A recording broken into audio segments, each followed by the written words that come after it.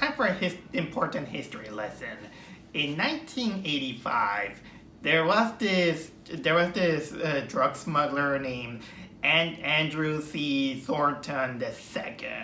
He decided to drop off and smuggle cocaine via airplane by dropping lots of cocaine into the area of Georgia to smuggle, and he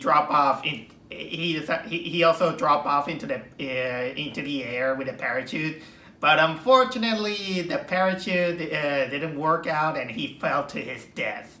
And that was technically a big story, especially for the guy who found the body.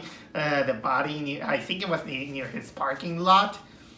But then the story gets a little bit more bizarre after that, because after 3 months later, people found a black bear dead by the area in the woods of Georgia. They found him dead, and beside it showed that they found him dead alongside lots of packages of cocaine, and so everyone was saying, this bear probably swallowed the cocaine and that killed him. So yeah, they made him the autopsy, and lo and behold, yep, they found a lot of cocaine into his system, and gave it a diagnosis that it died on overdose. So pretty much that was such a bizarre thing that they decided to stuff the bear and name him the Cocaine Bear, or also they call him Pablo Escobar, like Pablo Escobar.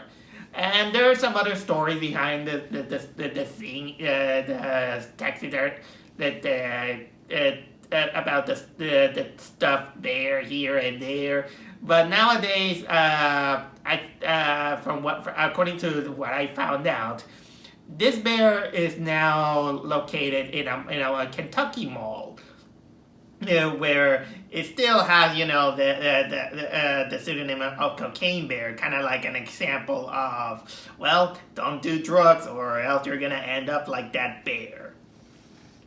So apparently this story was enough to inspire the latest movie that I was actually anticipating, which is none other than Cocaine Bear. Literally just Cocaine Bear. Ever since I saw the trailer, I was like, what is that plot? It felt like it was gonna be one of those Animal on the Rampage movies that it's been a long time that we have seen something like that. Actually, there's a lot of shark movies, but honestly, it's been a while since we have a movie about a killer bear. Let alone a bear who is high on cocaine. And so the trailer doesn't lie about that. Of course, that the real thing didn't kill any people, like I already said. They just decided to take some creative liberties around it. Little did I know that this movie was directed by Elizabeth Banks, which I'm not exactly against the director here and there, but I think that she didn't have a good reputation ever since her shenanigans with the Charlie's Angels. But either way, I was actually anticipating this one. I was thinking that I was gonna get the kind of one of those one-of-a-kind movies that is you just go there just for the spectacle. Don't expect high art or something like, well, Ant-Man or something like the Avengers or DC, that they're gonna go high budget. You're just gonna see someone that they decided to take a real life event, take some take some creative liberty to make a dark comedy out of it, a dark comedy horror to make it a little bit more specific. And I had to do it, and I had to do it. I was actually really eager to watch the movie, so much that even right now on camera, I wasn't feeling well. I'm actually a little bit sick too. Even talking around the camera, I'm giving it a little bit of effort to try to talk about it. But lo and behold, I thought that this is a movie that I didn't want it to miss. And luckily, I felt good enough to at least to go and watch it. I went there, I was expecting, the cocaine bear, and what do I get? Well, cocaine bear. Cocaine bear I got. I'm not gonna lie. That I was entertained. I was entertained with this movie. To call it a day and saying that that entertained me for 95 minutes. But is it a good movie? It will depend on what is your mood on what do you expect from a movie called Cocaine Bear, because the movie has it has some good points. It has some good points to call it a fun and enjoyable movie, and it does what it promised. It promised a bear. But personally, I think that while I was entertained out of it, but still kind of like being the playing analytical professor, saying that okay, this thing works, this doesn't work, this thing works, this doesn't work. That is until technically the third act, in which something felt missing, and this is where it kind of falls apart, at least for me. And considering that the movie actually does the movie, how can I say, it has a little bit of a rough beginning, but honestly, I didn't find it rough. It's gonna take you some time to solidify yourself the situation that they got into it, and when you kind of see what they were trying to do, kind of like comedy in the style of adult animated shows that they tried to do, kind of a little bit. A combination between Family Guy or South Park in one way or another, and then you get it. You get what it was doing. But you know what? Let's just talk about the movie and then I'll tell you about the details. I mean, so the movie, takes into account the whole thing about the cocaine bear story, and it started out, with the guy, dropping cocaine from the sky, but of course, instead of dying from a parachute malfunction, he just pops his head by the door. He just goes, oh. So from right at the get-go, you kind of know that the movie is not gonna take itself seriously. So yeah, they find the guy dead, and then a string of events happen in the area. By the way, it doesn't take. The movie doesn't. The movie doesn't exactly wait the 3 months to see the dead bear or something like that. So the movie apparently turns into Kangaroo Jack, in which it centers around these other group of drug smugglers or drug dealers that in which they get a mission from Ray Liotta by saying that they must recover the lost cocaine, or else they're gonna get it. So they go there, in which it is also kind of like a national park in I don't remember exactly the name of the town, but it's kind of like a complicated name. It's Shaw or something like that. And while they go there, another couple of story mixes up. Like for example, there is also the story in which a group of kids that they go to the park without the mother's supervision. They skip school because they just the girl wants to paint the waterfall, and so they get there and they get involved, with the shenanigans of the bear. There's also kind of like the park. There's also the subplot with the park ranger. There's also the detective who is also on the case of looking for the drug dealers and the missing cocaine. And there's also, so you can tell that most of these characters are kinda a little bit some of them are technically turning into fodder for the cocaine bear. Most notably in my head is these group of teenagers. They're more like actors playing teenagers, but somehow they dress up like Billy Madison. At least one of them, I thought he was dressed up like Billy Madison. I don't know why Billy Madison came into my head. But anyway, all these parties, they settle into one thing, and of course there is the situation in which all the cargo of that cocaine has been snorted out by the bear, the title character, and as you can tell, the bear, it becomes addicted. It searches for more cocaine.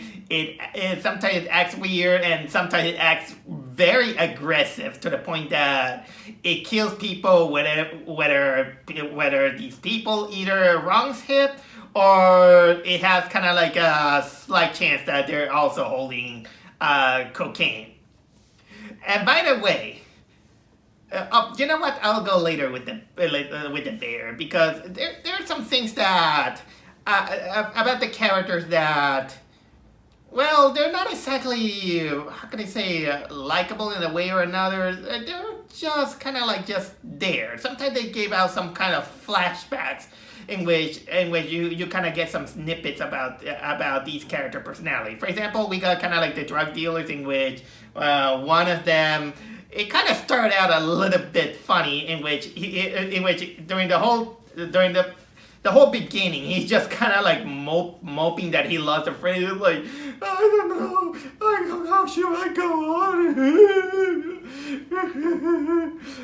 Although this subplot kind of drops the ball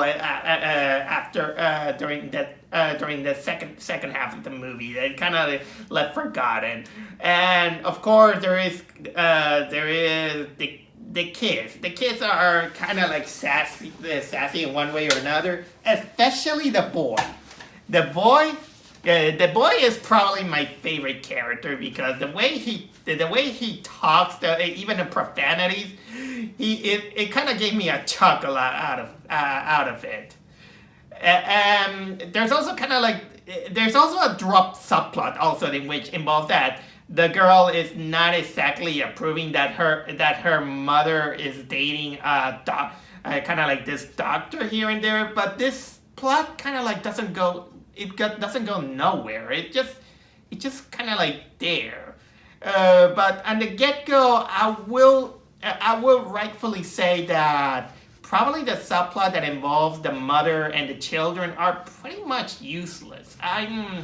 If I could say with that, these are the weakest characters. Even though I praise the kids' acting and dialogue, I cannot deny that you could take out the mother and the kids subplot, and it wouldn't affect nothing. It will affect nothing. So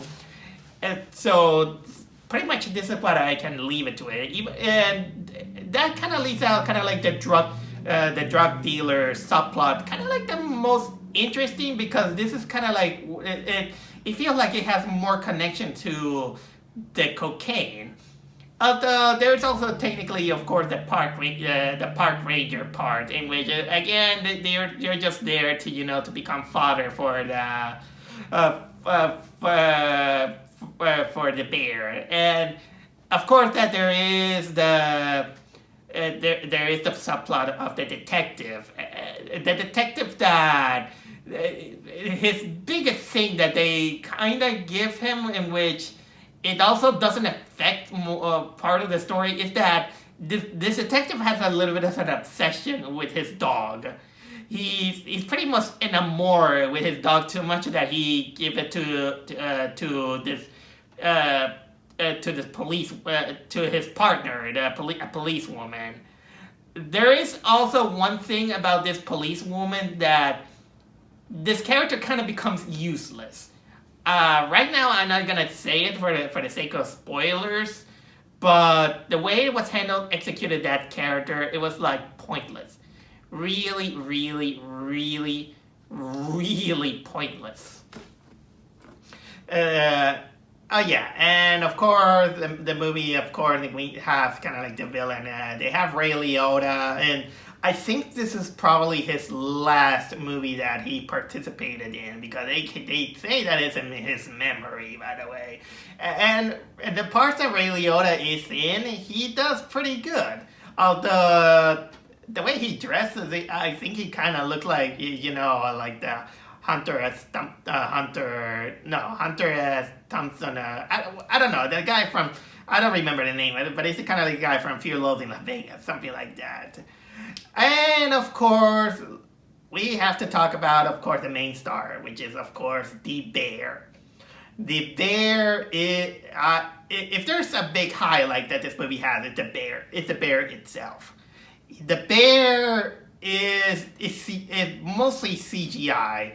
Is sometimes you don't notice it, but sometimes you do notice that it's CGI. I can't say if it's kind of like bad CGI, but I'll say this is probably because the budget is kind of like lower than a Marvel Cinematic Universe. I think it kind of comes out as passable, even more passable than MODOK from last movie.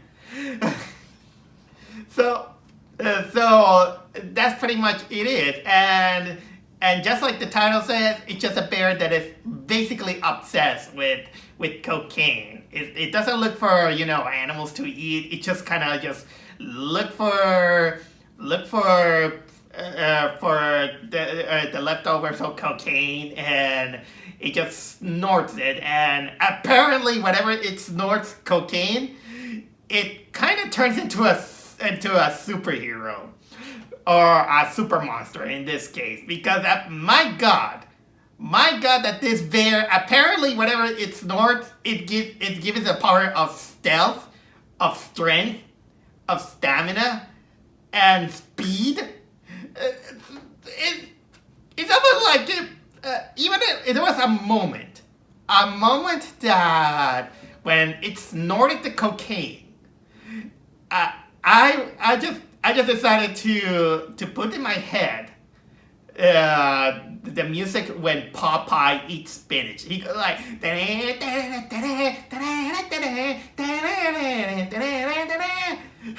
no joke. If spinach makes Popeye stronger, cocaine makes that bear really strong. I am not kidding, and that is totally exaggerated at least for the sake of an entertaining movie. Considering the only things that we know about the real bear is that it just overdosed and it got killed. So, what else do I have to talk about? Not too much I have to talk about cinematography, except that I already talked about the bear.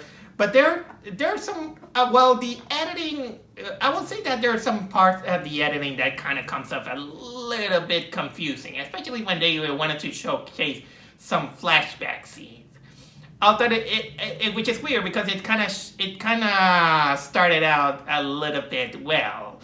I mean, and you can tell that this movie didn't want to exactly go very seriously. Although they kind of try to jam in some things to make us remind us that drug is bad at the beginning of the movie, especially when they started out by showing us kind of like a montage of some famous drug PSA. Most notably, the this is your brain, this is your brain on drugs. Any question? And then Pee Wee Herman appears, with his infamous "This is crack." Although this, I don't know why. Wouldn't it be? But no, I'd scratch that. I was just gonna comment that Pee Wee. There's a difference between crack and cocaine, but yeah, it's still drugs are drugs here. Yeah, that pretty much I have to say. But then comes kind of like the third act, in which the third act they did something. They did something pretty bad in storytelling editing, in which they showcase kind of like a character, and then this character kind of gets dropped off by kind of having him gel kind of like in there, and then you have kind of like showcase some other character, and they say that hey, we're not gonna do like that character, and then they show the flashback of that character dead because apparently he got killed by the bear off screen.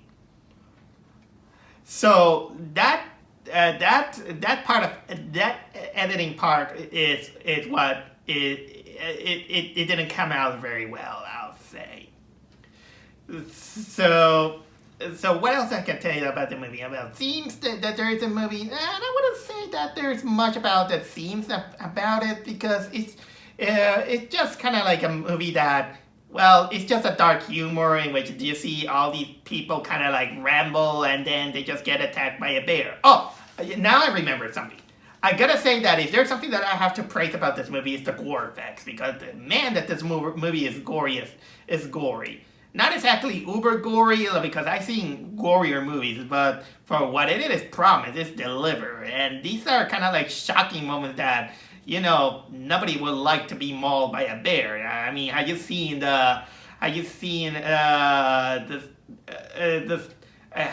of like the stories of people surviving wild animals, either by a puma or a bear? It's not very nice.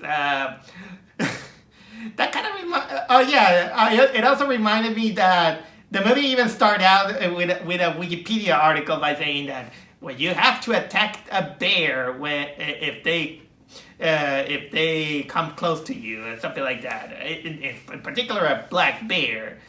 I don't know if that's effective or not. But man, this is why I kind of prefer the city. I wouldn't even like to be close to a bear, a black bear, or I heard grizzlies are worse, I'll say. So yeah, there is carnage. There is kind of like mutilation in the death scenes, and boy, that it shows. It's really bloody and really gory. So if you are kind of like faint of heart, I kind of not recommend you to see this movie. What else there is kind of like the humor? Like I said, the humor is that indeed it's practically hit or miss. Although a little bit in the second half kind of gets a little bit better in execution, but then some moments kind of like fall flat for a while, and but honestly, I was kind of like I felt kind of like enjoying like just watching kind of like a more ambitious Saturday Night Live movie. That's kind of like the mindset that I got into it, and I didn't take the movie kind of like too seriously. That is, of course, the third act. The third act is where, for me, this movie collapsed, because I found the third act very cookie cutter lame. I didn't like what what they went through with it. I understand what they were going through. The best way I can describe it is that they wanted to humanize the bear. They wanted us to feel bad for the bear. But what they did was a very manipulative way of doing it, and I wasn't very keen about it. It was kind of like giving an excuse to why you can accept someone who is on a drug, why you should accept a drug addict, something like that. I know that many people are kind of like rolling their eyes, with all these drug PSA by saying, oh, they're just too silly, they just make us scared and all these things. But people, just think. Think of the good things about these PSAs are trying to do. They're trying to warn us, because dying of drugs is not a pleasant death. Actually, you kind of even suffer while in the process of it. I mean, and the bear is perfect example when you study what it has to go through with it, and finding how much it overdosed. Man. I mean, I understand. People don't like to be kind of like preach here and there, and we know probably it's because we know that drugs are bad, but some people don't. So we have to put it in their head that it's not pleasant. Sorry about that. It's a little bit of a tirade that I do have, but either way, that third act, it doesn't piss me off, but I just felt like it didn't feel like it kind of deserved it. And that kind of makes also the plot point of the mother and the children kind of just there. Like I said, the movie could have benefited better if it was only with the drug dealers and well, the people that they get killed by the bear or something like that. You know what? I think that I have to do it. I have to do it because I have to explode about it. So how about some cocainic spoilers? Yep, it's time for cocaine spoilers, or addictive spoilers. You know what? Let's call it addictive spoilers, because I have to tell you what made me lose on the movie. Okay, here goes. So there is like I said, there was the plot point at the children that they just play hooky. They don't go to school because they just want the girl wants to paint the waterfall, but unfortunately they find the cocaine, and this attracts the bear, and for some reason the bear takes the girl without killing her to a cave. So pretty much the boy, and when he finds the mother, and they go to a homeward bound journey, to find the clues that the girl just dropped off in order to find them. So pretty much I was like, okay, but where it leads, this kind of leads to where it is. And yeah, they find kind of like the Swedish guy who he was technically one of the victims of the movie, of the start of the movie. The guy who loses his girlfriend because of the bear or something like that, and he leads them to it. This is the guy that gets killed off screen by the bear. But this is not exactly technically the bad part, especially with the bad editing that they do in this part. No. The thing that kind of loses me is that there are the duffel. They find out the lair of the bear, and there are duffel bags there. And guess what? The bear has children. The bear has children, and the children, they are as cocaine addicted as the mother bear herself. Yeah, the bear is a female. The bear is a female because it is confirmed by one of the guys in the scene in which the bear technically lay on top of it, and he say that it's a female. How do you know? Because she has her vagina on my ear. Honestly, this is the part that lost me. It lost me that the bear had children. Because that is a poor excuse for the audience to make us feel sympathetic for the drug-addicted bear. Apparently, because the movie didn't want it to play out like a Jaws, in which I know Jaws made a disservice to sharks, and it made people fear beaches and sharks in particular. I know that, but we are talking about a bear that goes on a killer rampage, killing people. This is not exactly the best way to feel sympathetic for the creature.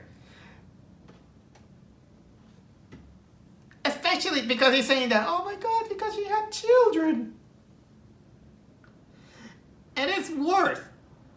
And it's worse because the bears, the children bears, they're also cocaine addicts. It's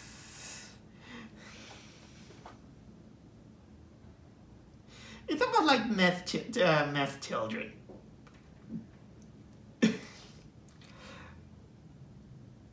And of course, this is all leads up to to a showdown with Ray Liotta, and it kind of comes out with a lame attempt with the children, especially the kid apparently going on becoming kind of like the voice of reason, saying that you're a bad father or something like that.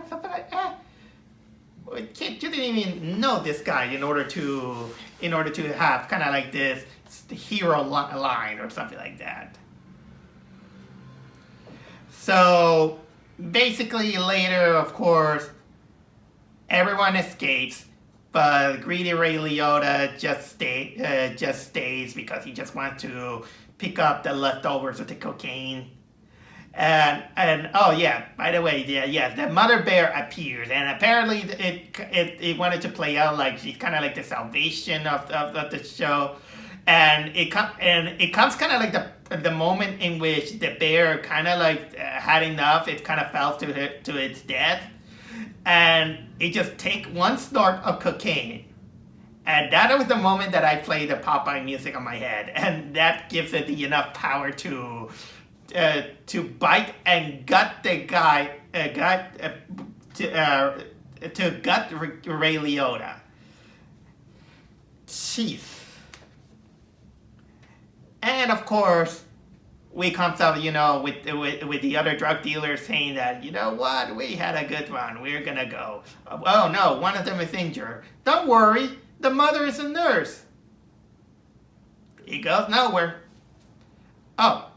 By the way, the detective was killed. Well, the detective was killed, and it kind of showcased that his police partner, the woman, she was into it. She was actually backstabbing him. She was a corrupt cop, and she gets away. And with nothing, with no consequence.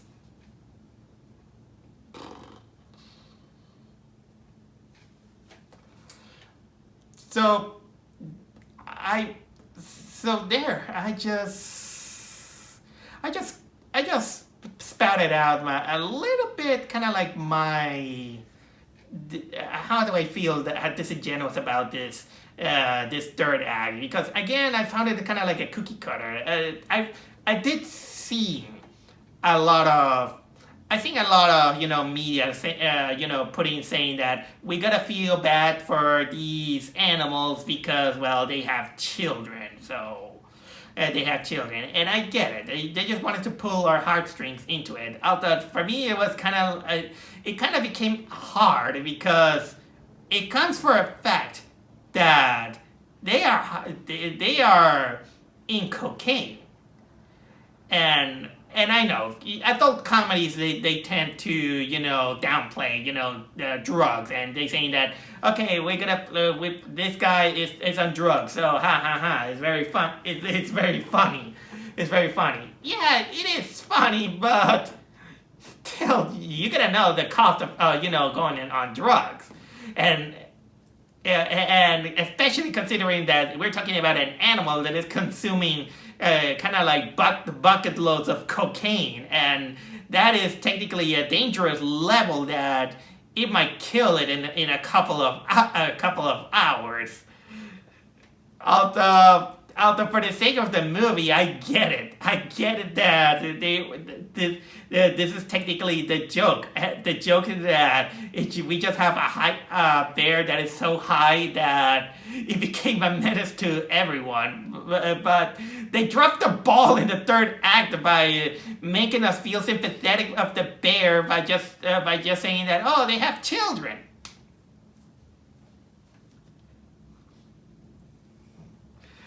And it kind of also encompasses why the subplot with the mother and the children was kind of became pointless. Okay, I think I ranted enough about this third act, so I think that it goes like this. There we go. I already ranted out my what I thought about this one, but either way, do I recommend Cocaine Bear? Well, that also depends on the mood that you go through. You don't want you want to see a movie that doesn't take itself too seriously, and they just want to say, "Hey, let's make a movie about a bear that is high and is causing trouble to all these people." Then go for it. It's not a bad movie. It's just that I felt that this movie could have been a lot better, but it didn't. It did what it did. It did what it promised. So I was entertained, at least. I was basically entertained, despite the faults that this movie has. But you know what? I can see this movie being warm up to other people. Probably this kind of comes up a little bit of a, well, I gotta say, Elizabeth Banks doing something fine, at least. Well, it could have been worse. It could have been kind of like, what was it? Charlie's Angels situation, but thankfully it didn't. They had their fun. They had the people. Probably the actors were high enough to have take out kind of like a real life story that they just went all out with their creative liberties. Maybe I think it could have been a lot wilder, but they did their best, and I have not much cause for it. But in the meantime, still stay away from the drugs. Cocaine is bad. Okay?